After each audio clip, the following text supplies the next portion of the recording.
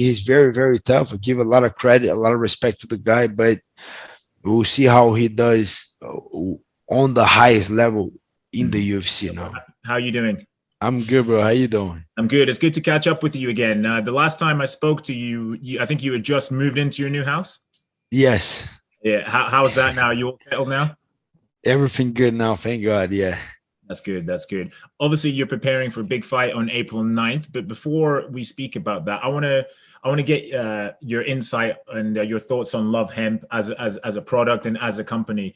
I myself, I think I started taking their products about a year ago, and I noticed that my sleep drastically improved, and Nice. subsequently my weight started to drop because obviously if you have bad sleep, you put on weight. So, how have the products benefited you since you started using them? Yeah, they benefit me. I felt the benefit a long time ago. Being partners with Love Hemp over 7 years. Oh wow. So they introduced me the product, and back then I was cutting to 155, and that was a crazy weight cut. I didn't know how I was doing, but I felt that you said on the beginning.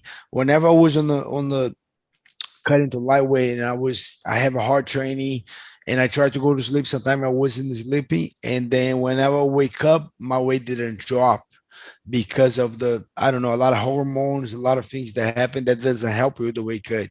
So and then I started taking the Love Hemp at night. It was helping me with my sleeping, so it was helping my weight cut as well. And then even when I decided to move up, it's still helping my sleep. But two things that help me the most is I have a lot of bruise. I spar very hard when I don't spar so much after, like if I'm not in camp, I don't spar as much. But whenever I'm in camp, I spar very hard. So I'm always with the bruise. I'm always with things in the body solve. Love him. Body solve is the best one with all the little bumps that I have on the body. And same thing, whenever I spar very hard or I train very hard, I gotta take the oil Mhm. Love hemp to my recovery, and I take twice a day before training and before sleeping, being helping tremendously my recovery. And the last time we spoke, it was in July. I think it was a few days after you beat Wonder Boy. And when I spoke to you then, you were very keen to perform a quick turnaround. I think you said you wanted to get back into the octagon in November and December. Now, was it a bit frustrating that that didn't materialize? And why didn't that materialize? Was it just a case of the matchups not aligning, or? Yeah. Yeah, it was very, very frustrating. I was trying to fight November, December was ideal, and then nothing happened. It was a matter of opponent and ranking. I don't know, and it was very hard. It was a little bit frustrating, but then I got a little injury on my knee that took him a little time to recover. That I was okay. Even better now that I hurt my knee, so I had a little PCL torn, but it took me like a month and a half to recover. So it was even okay that I didn't have a fight. Wasn't so frustrated because of that little injury, but yeah, I was trying to get an opponent since after that fight.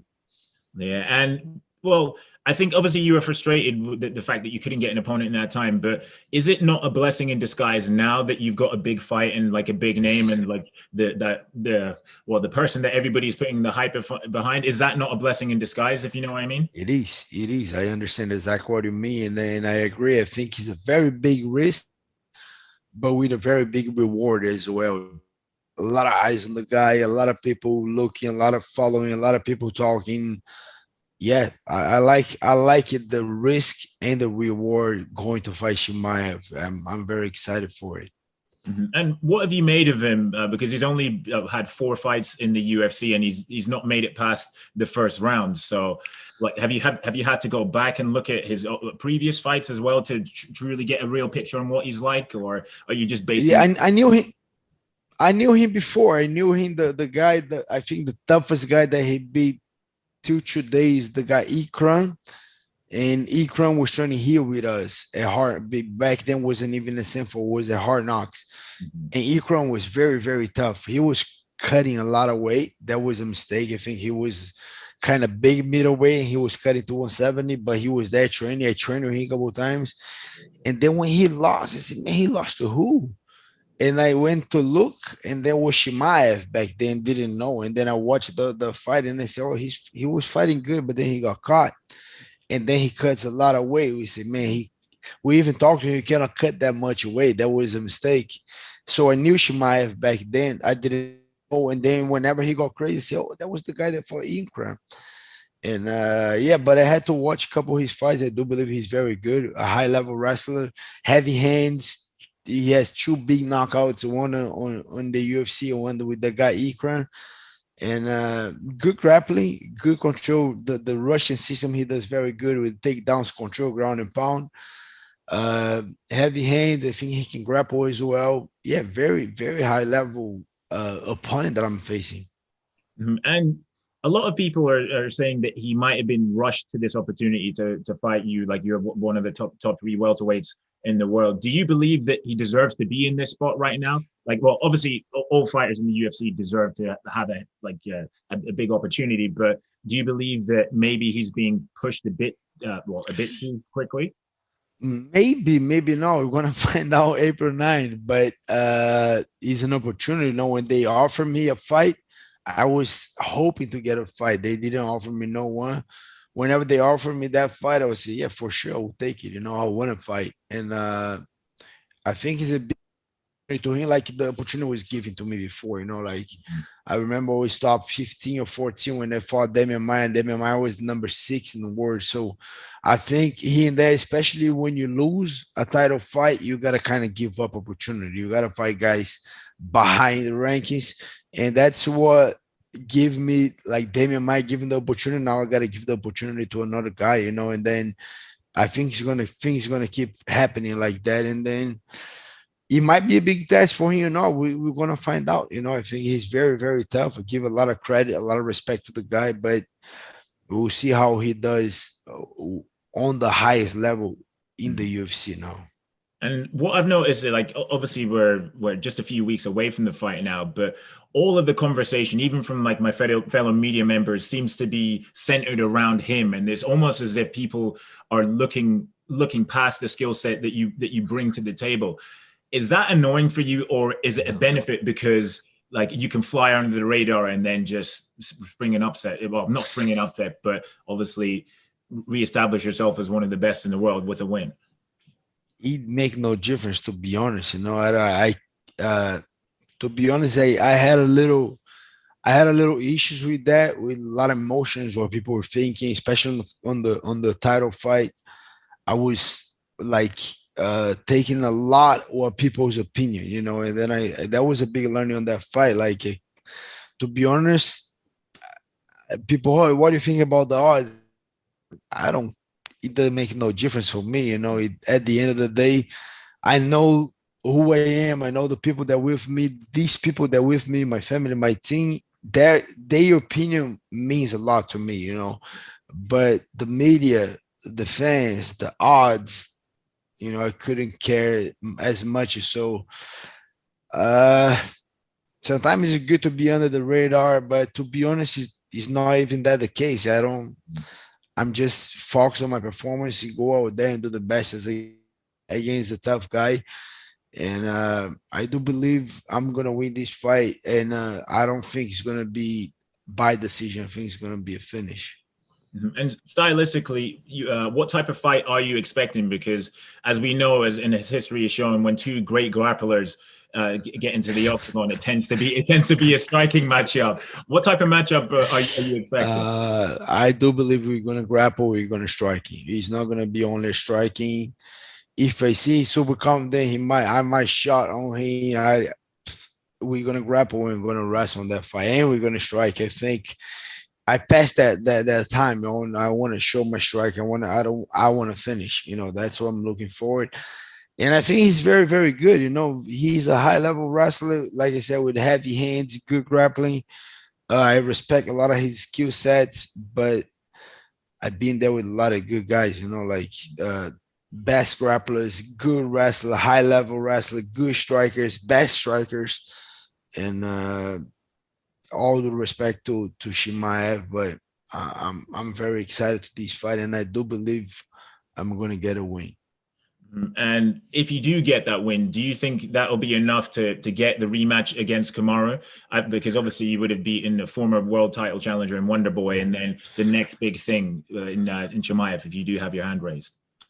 I would love to say yes, but that's out of my control. Especially Leon Edwards is coming very hard against Kamaru Usman, might get the win right there. And another thing that I believe is so true is the performance. Depends on the performance.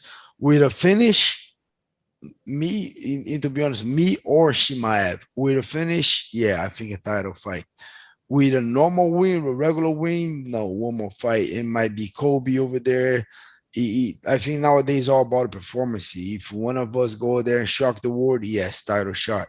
If you're not, if it's a split decision or a very tough fight for both, not as entertaining as people thought, yeah, for sure, one more fight. So the way I see it's all about performance. So that's what I'm focused on right now. I gotta go over there, gotta finish and perform my best, and then we'll see, because best scenario, go over there, get a finish, second round finish. Leon Edwards beats Kamaru, boom, rematch. I'm not gonna wait another 6-8 months. I'm gonna get the next guy in line. So that's why I cannot control that. It's not on my control. So what I can control is my training, my performance, make sure I go out there and perform my best. And one thing I've got to ask you for, obviously, I know you train in Florida. What did you make of what happened between Colby and and Jorge in Miami, like on Monday night? It's crazy, right? It is crazy, it's getting out of hands. I don't like it to be very disrespectful like that, like breaking the barriers, going over the valors, talking about family. But I don't agree with you fighting the guy because you allowed to fight the guy in the cage. Yeah. That's it. That's how you should get the job done over there. You didn't. Now, like sucker punch those. I'm all against every thing like that, especially with the guy like Colby that does whatever he wants. I'll bring all the energy in the cage, try to beat the guy inside the cage. But it's a lot of frustration too. Those guys were friends, and it's very hard to judge Masvidal with his things. The guy is that. He's this rich guy. He did that with Leon Edwards over there. He said multiple times he's a sucker punch. He does those type of things. It's very, very crazy thing that happened, but it's very hard to kind of wait on it.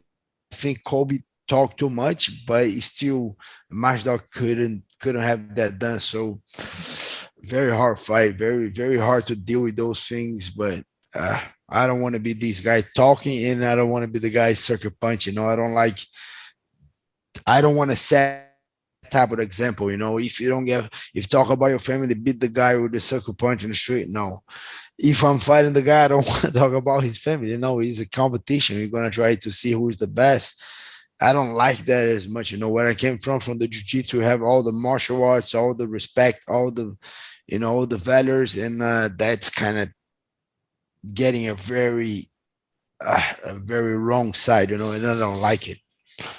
All right, just two more questions from me, Gilbert. Your Sanford MMA teammate Ian Garry made his UFC debut, a spectacular UFC debut at UFC 268, and he'll be back in action on the same card, I believe. Just how far do you think he can go in the division? Because over here in Europe, we're really, really excited about him. Guy's very good. I think the sky is the limit. Very good striking. Very, very high IQ fighting. I can see. He saw me sparring yesterday, and you gotta do these a little bit better. Make sure you go here. The striking, whenever you smaller, but you very powerful. Whenever you inside, make sure you don't load up. I like the IQ, and I do believe he can make good things in the division. Still super young, still a lot of things to grow, but for sure he can become a champion. I do believe that's a mental thing. That's a mental decision that you make. There's a mental belief that you need to have to become a champion. It's not just, I'm a good striker and I'm a good grappler. No, it's so many things. It's so much things that you got to sacrifice to become a champion and it's up to him to make that decision. But if you ask me if he can, 100%, he can become a champion. And final question from me, April 9th in Jacksonville, how does Gilbert Burns versus Khamzat Chimaev turn out? On my eyes, I see a finish going. You know, he's gonna be a finish either way, or he finish me, or I finish him. I do believe I'm gonna finish him, but I saw the fight a couple times. I saw he coming with the wrestling. I saw he coming with the striking, a little bit bigger than me, stronger in the beginning, trying to use that an advantage. But I see myself like very pacing myself, throwing heat for sure, but controlling that heat a little bit, and then eventually getting a finish. I don't know. I do believe I'm gonna get a finish. I don't know. It's gonna be very hard to be the magic man and say it's gonna be this finish in 2 minutes there, but I do believe I'm getting a finish. Gilbert Burns, thank you very much for your time this morning. I really do appreciate it. Take care and good luck on April 9th. Thank you.